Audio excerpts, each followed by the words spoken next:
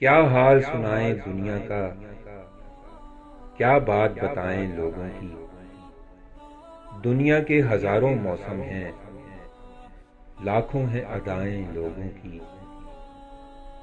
कुछ लोग कहानी होते हैं, दुनिया को सुनाने के काबिल। कुछ लोग निशानी होते हैं, बस दिल में छुपाने के काबिल। कुछ लोग गुजरते लम्हे हैं, एक बार गए तो आते नहीं। कुछ लोग ख्यालों के अंदर जज्बों की रवानी होते हैं। कुछ लोग कठिन लम्हों की तरह पलकों पे गिरानी होते हैं। कुछ लोग समंदर गहरे हैं, कुछ लोग किनारा होते हैं। कुछ डूबने वाली जानों को तिनकों का सहारा होते हैं।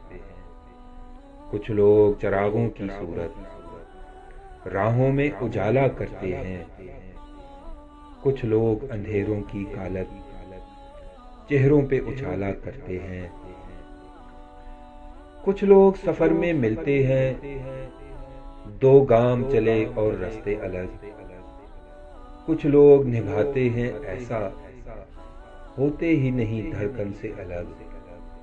क्या हाल सुनाएं अपना तुम्हें, क्या बात बताएं जीवन की। एक आंख हमारी हंसती है, एक आंख में रुत है सावन की। हम किसकी कहानी का हिस्सा, हम किसकी दुआओं में शामिल। है कौन जो रास्ता तकता है, हम किसकी वफाओं का हासिल। क्या हाल सुनाएं जीवन का, क्या बात बताएं लोगों की।